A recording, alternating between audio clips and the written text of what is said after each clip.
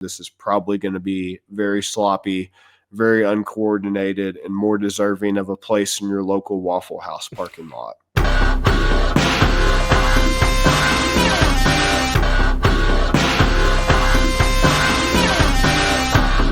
Welcome into Tapping Vegas. This is one of the most profitable MMA shows out there. Bobby, how are you feeling about last week, man? Feeling good, suffering from success, whining and complaining about being profitable from last week. But, that's what separates us from your other MMA content creators is even though we've had so many of these consecutive months of profit, moving units going up week after week, so far haven't had a losing week on this show since its inception. We still always strive to do even better for you. And so, when we go 2-2, we want to go 3-2. We always want to do better. We always want to look for big plays. And I feel like, the GM report and myself, yeah, we've been doing great. We've been doing profitable, but it feels like we're really due for some huge hits, some huge home runs coming up. It's nice to have a base here or a base there, but our home run's coming up soon, and it's going to be a grand slam. So we want to ensure that we get that for you guys. We care about your bets. We care about your information and where it comes from. And so we're always trying to look for that home run, that grand slam for you, even though we're already giving you what other content creators don't, which is profit. And we hit a couple grand slams. I mean, like a plus just crazy numbers if you go back to our first couple episodes. The Haymakers do. It was so close to hitting last week. I'm ready to get into this card, dude. I'm freaking jacked. Are you ready?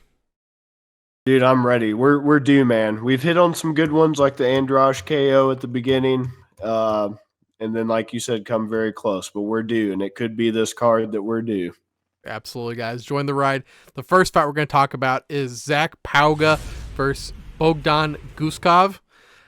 Pauga, I was not impressed when I was watching his tape. Low hands, poor sub work. When he's working for it, I just don't like what I'm seeing out of him. Slow feet. I mean, his movement, I feel like he's walking in sand when he's in the ring. Decent wrestling, not great. He can strike from the clinch. I think that's where he does his best work is from the clinch. Look at Guskov on the other side. I'm seeing knockout power. Poor striking takedown defense. So I'm worried that if Pauga, he's got that decent wrestling, if he's going to take this to the mat, Guskov might have a problem here. He comes forward. He's forward attack only. He's not really one of those guys that has great movement in the cage. I worry a little bit about Pauga getting to him, but I just think Guskov's too overwhelming. Guskov, the alopecia creepa. I see Guskov getting the knockout here. Knockout's at plus 140. He's already the underdog at plus 102. So I'm just going to take Guskov on the money line just in case anything crazy happens. I just was not impressed with Pauga at all. And Guskov, once again, neither of these guys are championship caliber guys. These guys are both just, they're card fillers, if we're being honest. No disrespect to either of them, but I like Guskov here. Who are you leaning with, Bobby? I can't really disagree with you, even though I've been burned by Bogdan Guskov before in his debut. I was watching his fight live when he started in the UFC against Volkan Ozdemir, and I was just kind of blown away by the hype this guy was getting from the commentary booth at the time.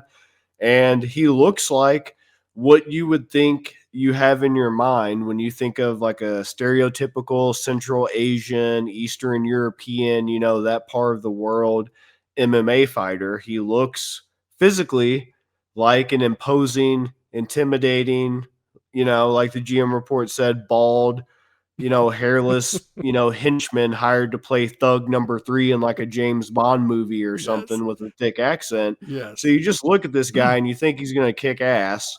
And I watched him get choked out in round 1 by Volkan Ozdemir. Volkan Ozdemir is not a grappler. Volkan Ozdemir would love to try and strike with you as much as possible. And watching his fight with Bogdan Guskov live, Guskov did, to his credit, try to keep the fight standing where I thought he would have the advantage, but he couldn't even take advantage of that perceived skill edge over Ozdemir. He looked slow. He looked gassed after like 1 minute of round 1. He looked clumsy. Just everything about it just was not a guy that I saw deserving of all the hype I was hearing before he walked out and got in the cage, I guess you could say. And it really just let me down.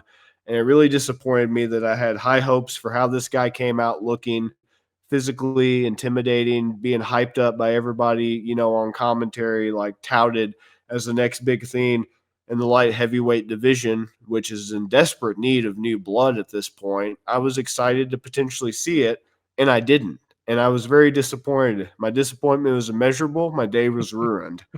But even in light of all that, Zach Pauga is not exactly the horse I'm willing to hitch on to either, because this is I've said it before, this is kind of my giant douche turd sandwich fight where I don't really care either way about these two people, and I honestly, like Ben said, don't see their careers lasting very long. But all that to say, if I have to choose between the two, I'm going Guskov also, and I agree. I do like the money line. That's a nice safe bet since he's already an underdog. But let's not exactly expect any fireworks here. Just be warned, this is probably going to be very sloppy, very uncoordinated, and more deserving of a place in your local Waffle House parking lot. That might be where Guskov Pauga 2 is. Yeah, both guys. Actually, you know what? I need to be more inclusive and understanding of their cultures. We need to elevate them from Waffle House, like your local ethnic food market Okay, I like it, dude. in the parking lot. Now, I have no clue about this next fight, so I'm going to let you start this one.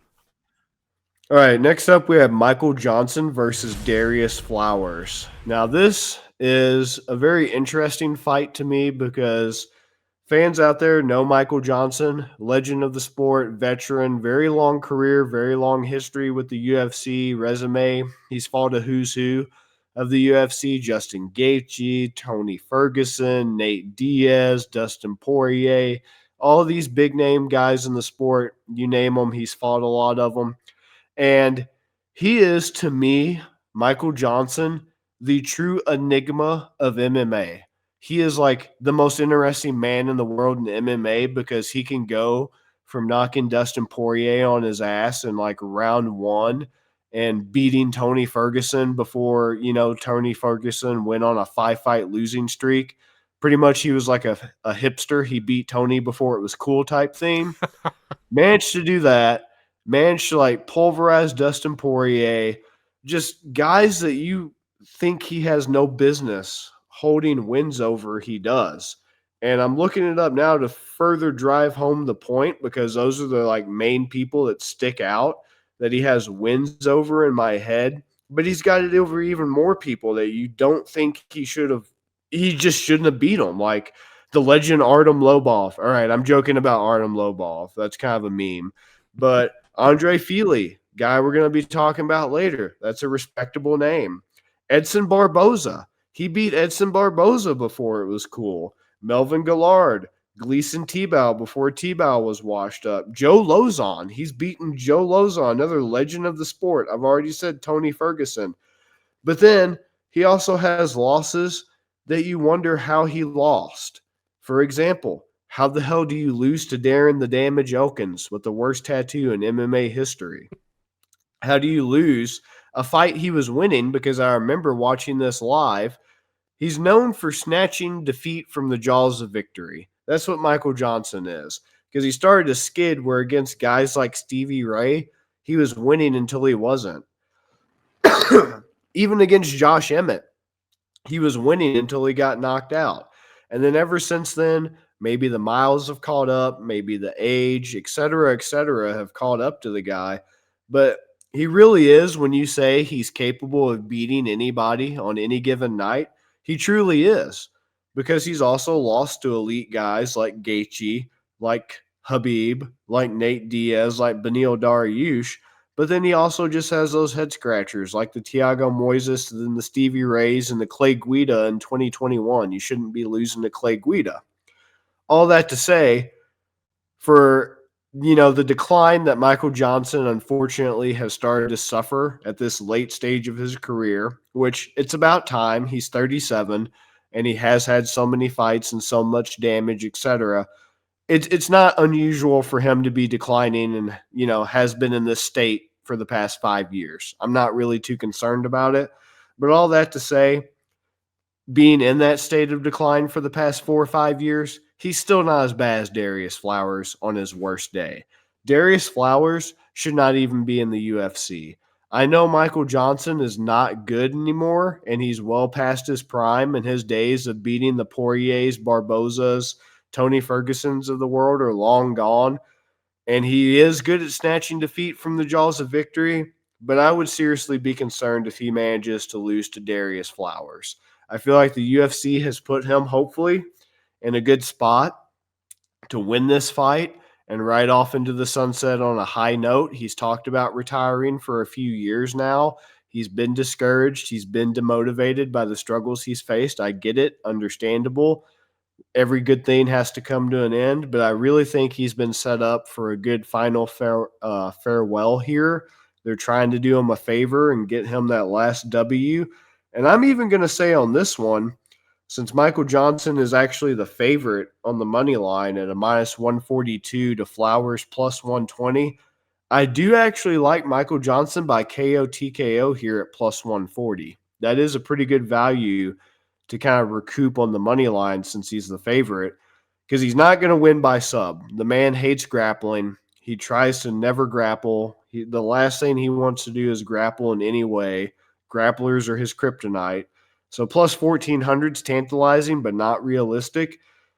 And yeah, it could always go decision safe, but Flowers is just so bad. I cannot state enough how bad Flowers is. And his last fight with Jake Matthews did nothing to alleviate that fear. I think if anybody can knock out or just absolutely wreck Flowers and ride off into the sunset, it's Michael Johnson. And plus 140 KO TKO, I'm calling it there. What do you think, Ben? Bobby, you you set it up perfectly. Dude, this is the Nuck If You Buck fight of the night.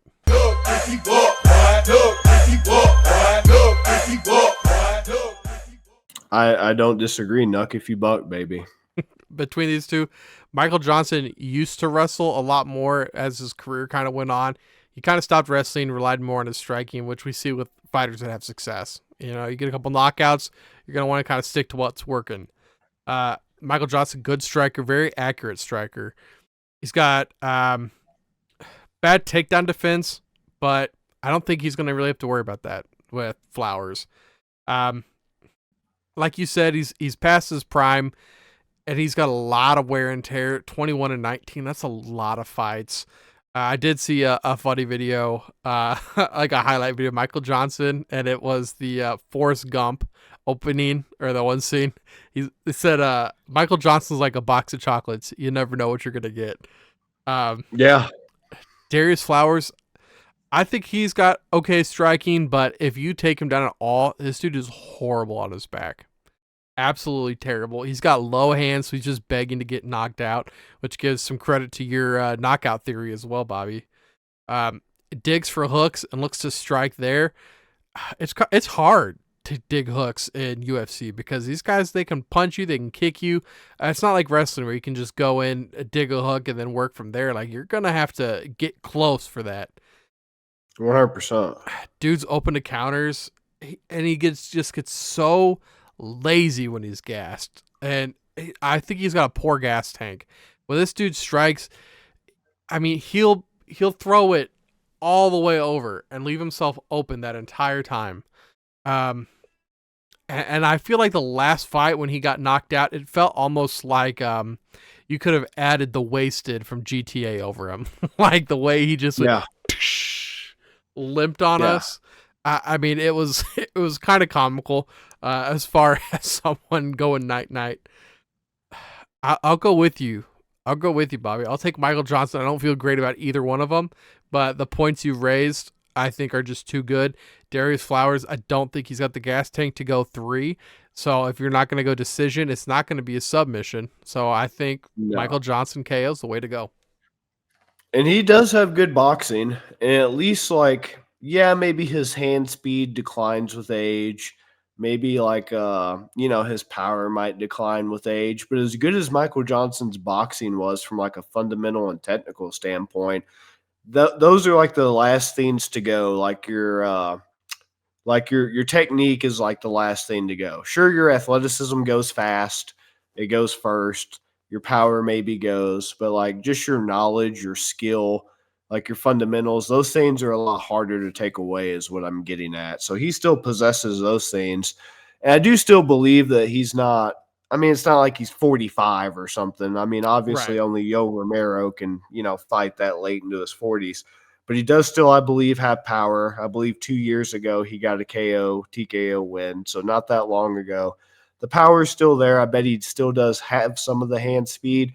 And like you said, Flowers serves it up on a platter with how terrible he is and how he drops his hands. And Michael Johnson, who wants to stand and box with you and does have those quick reflexes and that like good timing and that understanding of where to find your chin when you serve it up to him, like that's a recipe for disaster for Flowers. Absolutely is. Absolutely is, man. I'm really excited about this next fight. Can't wait to hear what you have to say about it. But we got Rodolfo Vieira versus Armen Petrosyan. Rodolfo's the guy you don't want to meet in a dark alley. We're just gonna say No. that. I think his abs have abs. The dude is just a crazy Brazilian jiu-jitsu guy. Some of the stuff I was watching, and he's one of those guys that he's gonna go out there and completely decimate you, and then he wants to like hug you and tap your head Yeah. afterwards. Incredible sportsmanship, but if I get my ass kicked, I'm not trying to see or hear any of that. I ain't trying to be Right. part of that, man. Give me some space. Um, he's good. His jiu-jitsu is good. Super strong. Great wrestling, great grappling. Sub seeker. I believe all of his wins have been finishes. Not a great striker and gasses. And when I say gasses, I want you to think like a JV heavyweight wrestler Porky, hog, fat ass, double wide, butterball. that accidentally made it to the third because they just rolled around the whole time. How tired that kid is that's throwing up his Uncrustable. That is how tired Rodolfo gets, dude. We saw, I forget who he was fighting. It was somebody off a short notice. And after the first, dude was just done. He was just done, and they just took advantage of him. That worries me against someone like Armen if they can last long enough. Because Armen, I think when I was watching him, he's got poor takedown defense, and I just feel like that is going to be such an edge in this fight. And Armen, I like Armen too. He just looks like one of those guys that's just a purebred MMA fighter. I call him a spider striker just because he can hit you with anything from anywhere. I think he's got good foot movement and leg kicks. He's going to have to stay away from Vieira, and I think he's just too strong to keep away. And I don't think Petrosyan is going to be able to, or Petrosyan, however you pronounce it, I don't think he's going to be able to knock him out in the first. So he's going to have to hang around. Vieira's just like a bull in a cage, man. I'm going to take Rodolfo. This is a very, very, very close line. The closest line of all the ones we'll talk about. He's minus 115. I'm going to take the double finish because I could see it being a knockout, and I could also see it being a sub, which sub is not a bad idea because that guy just loves going for his subs, being a BJJ guy. That's at plus 140. And if you're looking at it from a betting standpoint, Rodolfo has 47% of the bets, so he's actually the underdog in terms of betting percentage, but he's got 57% of the money. We're seeing that 10% and sharp money coming in on Rodolfo. What do you think, Bobby? Yeah, I agree with Rodolfo Vieira on this one, but this is probably the toughest fight that I feel least confident in. I bring it up when I feel like the odds makers have it wrong. I also bring it up when I feel like they have it right. This is definitely one of those fights where I feel like it being as close as it is definitely merited. Mm-hmm. I'll add that Rodolfo Vieira. So in MMA, you have guys that are glass cannons. You have guys that can knock anybody out, but they also lose a lot by knockout. Alistair Overeem is like the best example I can come up with off the top of my head. When he was on horse meat and steroids, dude was a nightmare for anybody, just brutally destroying everybody he could with KO, TKO finishes, running through the division. But then once they took away his horse meat, dude started getting flatlined. Francis Ngannou uppercutting his head into the stands comes to mind. We all know the other stories of his lifeless body being displayed on TV. Unfortunately, there were a lot that occurred. Rodolfo Vieira, where I'm going at with this, is a BJJ glass cannon. He is a guy who lives and dies by the sub. If he doesn't sub you, it's looking like since he made it into the UFC, he's going to get subbed. BJJ glass cannon, like Michael Chiesa is a BJJ glass cannon. He thinks he's really good at grappling, but if he can't sub you, you can sub him. So that's where my concern for Rodolfo Vieira comes into play, is that if he can't get the sub, like Ben said, issues like gassing, just being kind of reckless, those type of things are going to lead to him getting subbed. What gives me optimism is, once again, Petrosyan is going to be looking to stand. So we kind of have ourselves engaged in this age-old battle between the striker versus the grappler, which we've seen ad nauseum countless times throughout MMA, with the added caveat of, all right, we know Habib will eventually get the takedown. Who else is a really good grappler? Like, Habib, like Mark Coleman, like those guys, Chael Sonnen, they really try for the takedown. They'll give their all to get the takedown. Even if they do gas, they give it 100%. Rodolfo doesn't really strike me as giving 100%.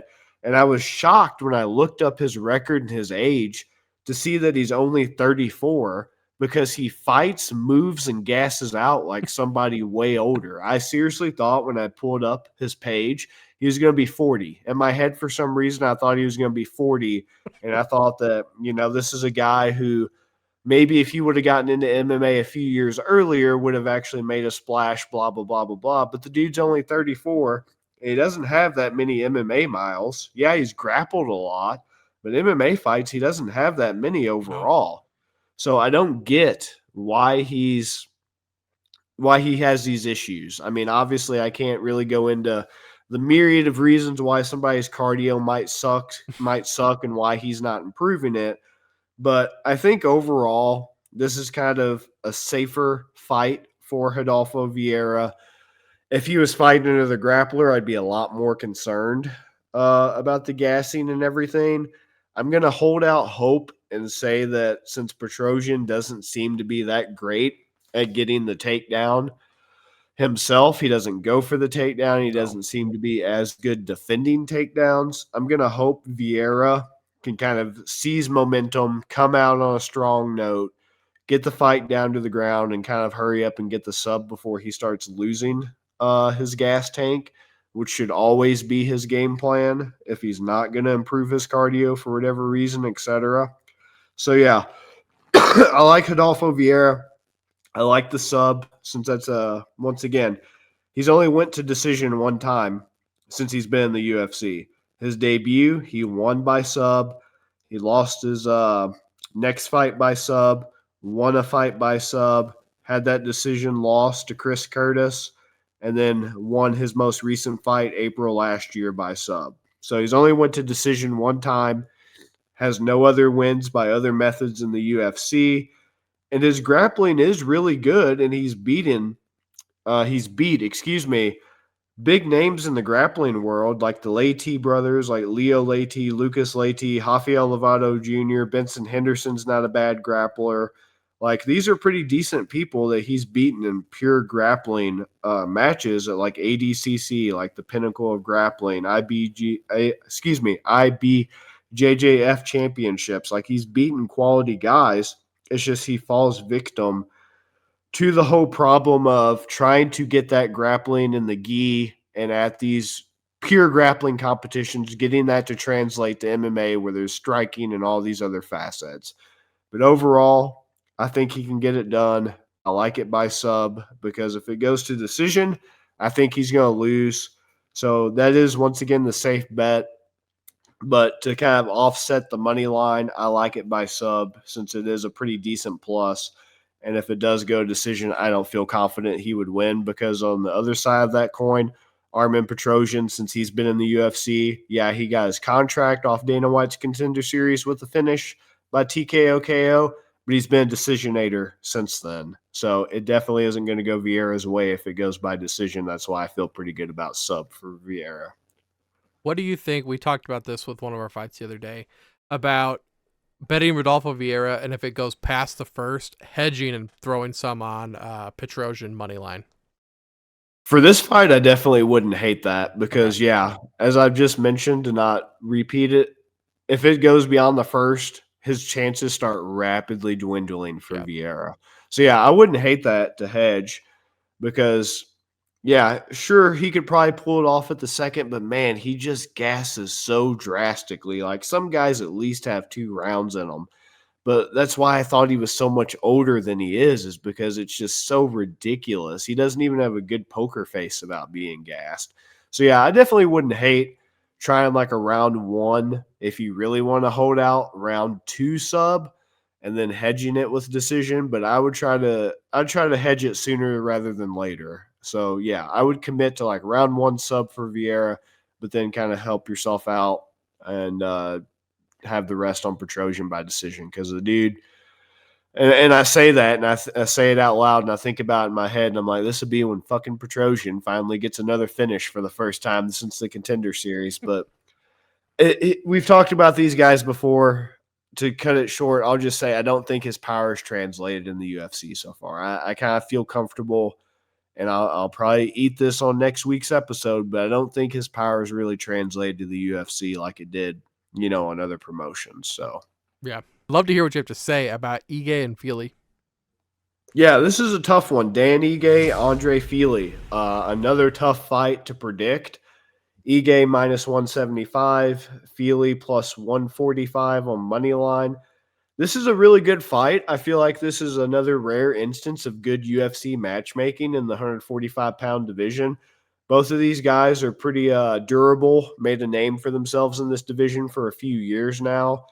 Unfortunately, once again, for both, though, they've kind of stalled out. They're both, I feel like, they're kind of at where they're going to end. It doesn't get much higher in the rankings and things of that nature for them. Unfortunately, as good as they are, they're not like, championship material, but still fun fighters, entertaining fighters. I like both of these guys. I'm a fan of both of their styles and everything. I think primarily striking. Both guys like to stand. They like to strike and exchange. So I think that's how the fight's going to play out. Ike's coming off a tough loss to Bryce Mitchell. He lost by grappling, just being thoroughly outclassed in the grappling. Beat Nate Landwehr last year by decision. Had a KO over Damon Jackson. So that's like his last 3 fights from last year for Dan Ige. Andre Fili also has lost to Bryce Mitchell by being outclassed in the grappling. But his last fight, December last year, had a nice KO TKO over Lucas Almeida.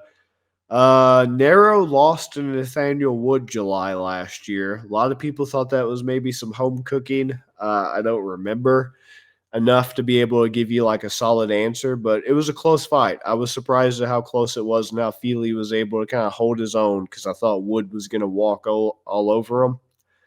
And then beat Bill Algeo. That's not really saying much. Lost to Joe Anderson Brito. Not really saying much. Disappointing, but whatever. Tough fight. Very tough fight.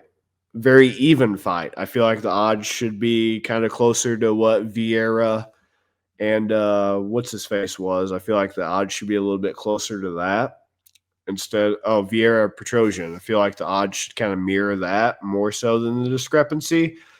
But as a result of there being that discrepancy, since this is kind of a pick'em to me, I kind of lean, all things considered, when so much between these two seems evenly matched, and like I said, an example of fair, good matchmaking, I'm wanting to ride with the underdog on this, which is Fili at plus 145 to minus 175 for Ige. So I think that's what I'm going to go with. just because I kind of think Fili's, for as long as he's been in the UFC, I feel like Ige is kind of he's hitting the wall a lot harder, I guess you could say. Like, yeah, they're both, even though Fili's only 33, the guy's had a lot of miles, a lot of wars, a lot of fights in the UFC. I think Ige is hitting the wall way harder than he is, though. Fili has still a little bit more left in the tank, I feel. And so, based off that, is what's wanted me to give him the edge. I also think that Fili is the more refined striker. Yes, they're both going to want to strike. They're both going to want to primarily box, but I feel like Fili has more fundamentals, more technique, more power, even that type of thing, which leads me to be pretty optimistic. And other than Joe Anderson Brito, he's only really lost to, like, for a long time, the kind of elite of that division. Like Bryce Mitchell, up until the Josh Emmett KO, was like a shining star of that division. Sadiq Yusuf's still really good. Michael Johnson, no shame in losing to Michael Johnson. Once again, he's capable of beating everybody. Calvin Cater, really good guy. Yair Rodriguez, really good guy. Max Holloway. So he's only ever lost, other than that one fluke, to really elite guys, whereas Ige just seems to kind of like really have run out of steam quick, and that's what's concerning. I don't want to get too crazy and say that Fili could do KO TKO, even though it's at plus 600. It's tempting, but I feel like it's kind of bait. I think this will be a decision. I think both guys are just kind of going to go at it, and hopefully it'll be a war and it won't be boring. They'll kind of just stand, they'll trade. It'll be fun, it'll be entertaining, but nobody's going to get finished because they're both pretty tough, both pretty durable. So I like Fili by decision. Well, actually, you know what? I'll just take the money line on him since he's the underdog. I like him at plus 145. But if you're really just jonesing for a method, I feel like decision's pretty safe at plus 250. But since he's already given you a good return just on the money line, me, myself personally, I'd put my money on him at plus 145, just money line for Fili. Absolutely great points, Bobby. I see this fight very, very similar, both with a wrestling background that want to stand up and strike. These guys, they really are like a copy and paste. Ige, heavy fist, good movement, compact. He's good in all three phases. Balanced pressure, wants to stay controlled and precise. This dude does not want to have any like those scrambles, and people are just starting to throw whatever they can. He's not about that. He likes slowing the fight down and being very controlled with what he does. Fili, good striking and fakes, good wrestling clinches. He's trending up also. So we just saw I call it like a rebirth. Like, he was talking after his last fight, like, this is the best I've felt in a long time. Like, this is a new chapter in my career. And you felt it. You really felt that he was starting to turn a corner. I'm gonna go Ige for one reason. Do you know Fili's last fight was? Was that that was the Lucas Almeida where he had the TKO, right? That was the Edwards Covington fight that we just talked about just back in December. Oh, yeah, the card it was on, yeah. Yeah. So, I mean, he's fought very, very, very recently. That is the only thing that concerns me. He's going to be in great shape. I think Ige, I believe Fili is filling in because Ige was scheduled to fight somebody else, and Fili stepped in for this one. Yes. Yep. I didn't see who he is scheduled. I didn't look at that, but yeah, this is a replacement fight. Yeah. So I think both guys are going to be in good shape. I have no concern about the gassing.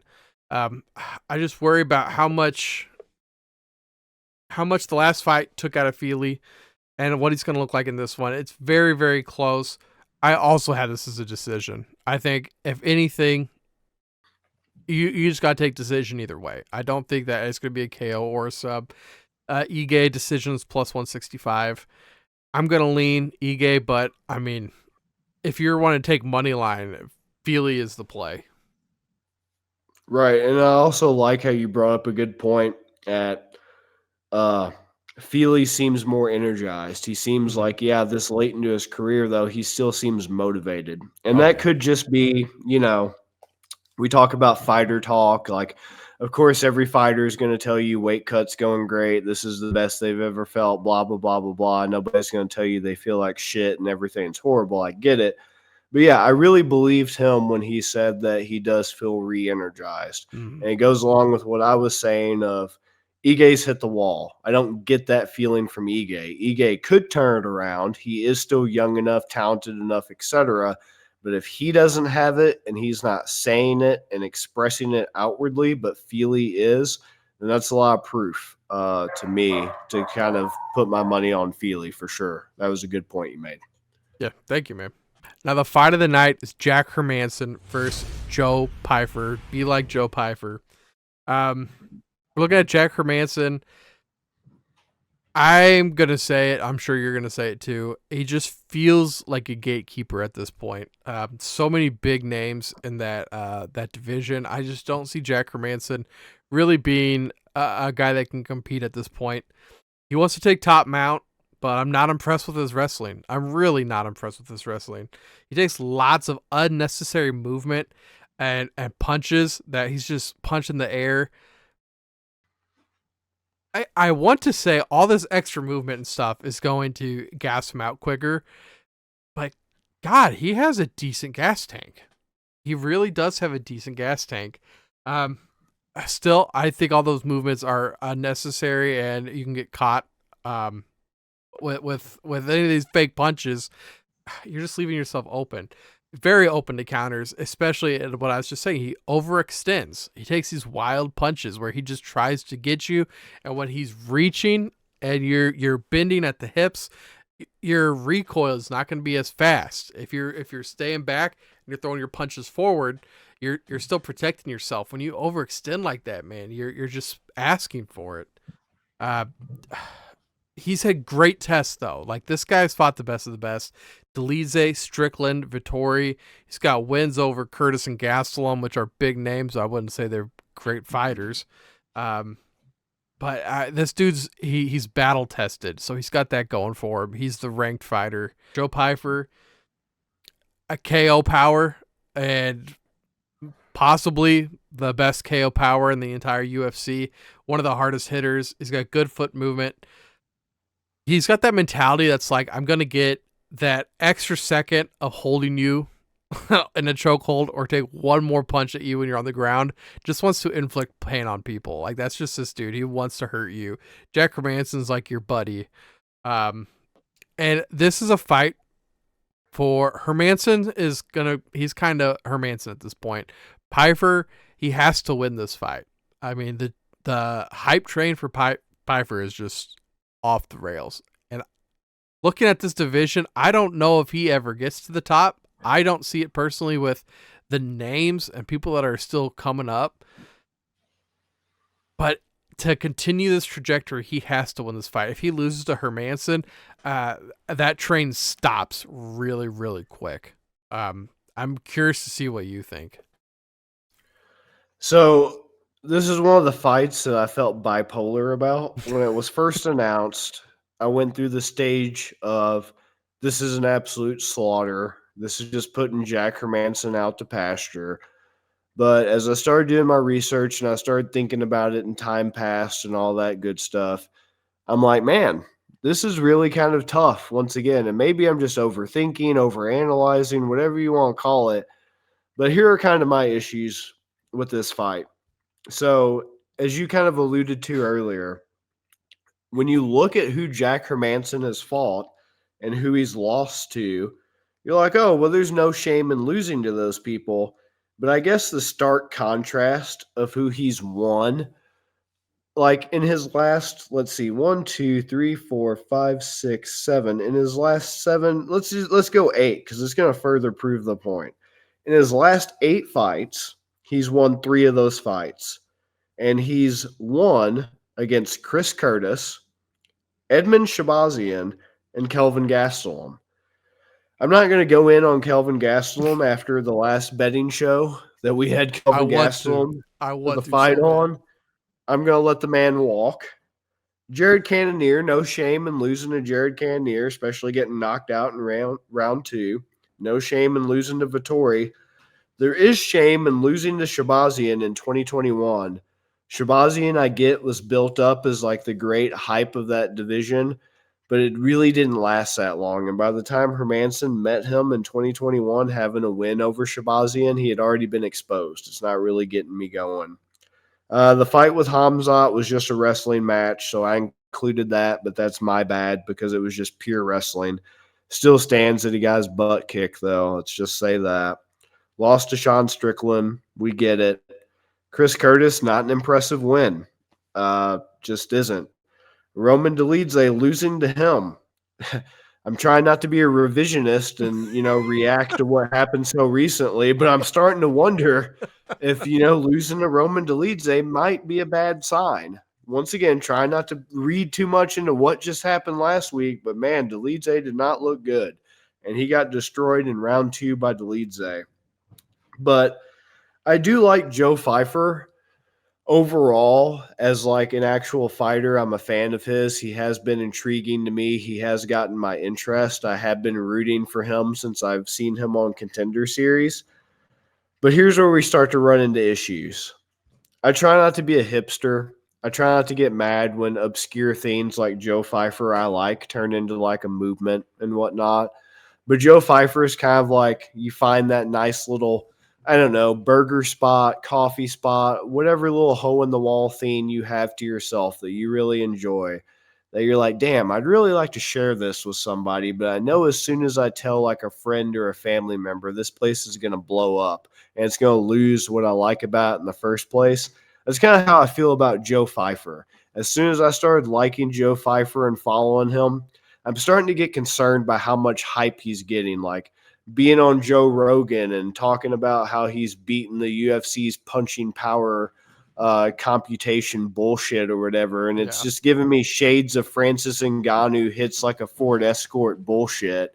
That's just driving me crazy and starting to get really off the rails to where I'm like you mentioned this. Is he going to live up to this hype? Because now it's reached these ridiculous levels, just like it did with Francis Ngannou right before he got his ass handed to him in the first Stipe fight and was made to look human, right before he had a boring-ass 15-minute stare-off with Derek Lewis. And I really hope that's not the direction we're heading with Joe Pyfer, because 185 is another division in desperate need of somebody to break the monotony, to break the mold and kind of step up and create some excitement and some new and interesting matchups.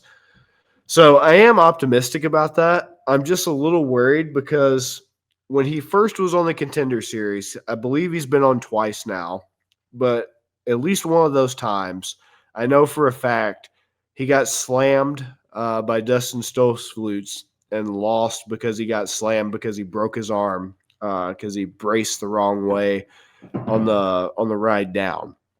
Now, Jack Hermansson's not exactly a high amplitude takedown guy. He's not really going to do much slamming, so that kind of makes me a little at ease in that regard. He's going to play it safe.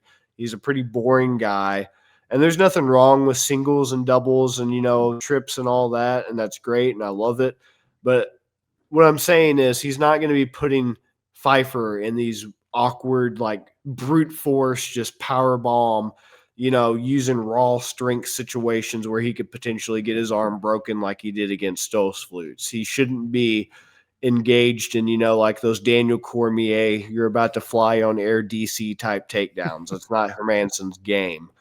And Pyfer definitely has the decided striking advantage. So if Hermansson's smart and he's game planning accordingly, he's going to try to really force the takedowns. And that's the biggest issue I have with Pyfer is I don't really know too much about his ground game other than, like I said, the arm break situation. So I'm kind of curious to see how he's going to deal with a guy who, if he's smart and he's planning properly, should know that his main way to win this fight is by any means necessary Malcolm X style getting it to the canvas. So I'm hoping his takedown defense will hold up. He'll be able to keep it standing. He'll recognize that, him as Joe Pyfer has that striking advantage because Hermansson's garbage. garbage at striking, just absolutely terrible. I can't say enough bad things about it, and I hope I never see his striking again. But anyway, I'm hoping he recognizes it. He definitely has the power. His last fight was a sub win, but that was against Abdul Razak Al Hassan, who, if he's still on the roster, should not be. That guy really made a career out of nothing, and I can't stand that guy either. And I hope he's off the roster because he's dropped so many fights and been so brutally finished. He's a meme now, and he deserves it. But anyway, he got that arm triangle finish just because it presented itself. Kind of like the Molly McCann-Belbita fight last week. He was beating the hell out of the guy on the feet, had his way with him, and just like in the last few, minutes, seconds, whatever, saw an easy out, and it was given to him, and he took it. Fair play to him. So I don't really think that's an indication he is some great grappler and he's just hiding it because his striking's better. I just think it was kind of an opportunity presents itself situation. So I'm going to be safe on this. Actually, no, I'm not, because if it does go to decision, that leads me to believe Hermansson's going to win.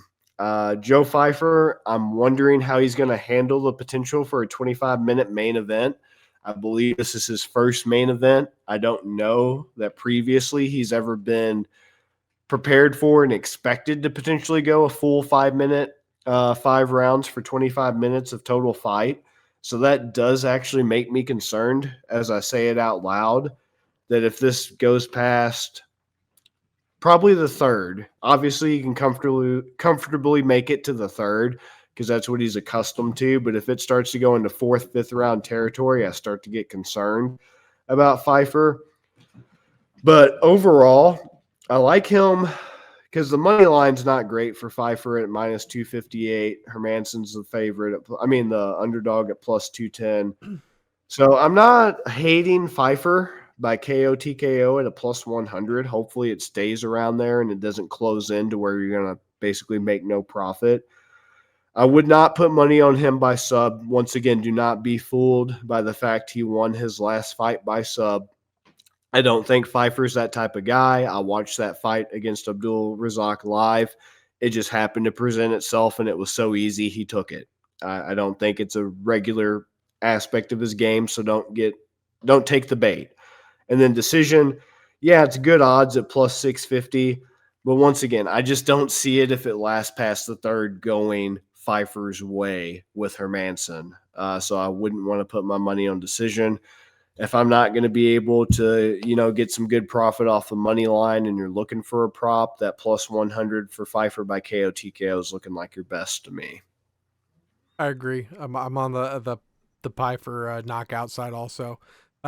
Looking at it, there's 2% of sharp money coming in on Pyfer, but that is because there's 93% of bets and 95% of the money. Pyfer is a big time favorite in this one. That I saw interesting. This is set at 2.5 is the line.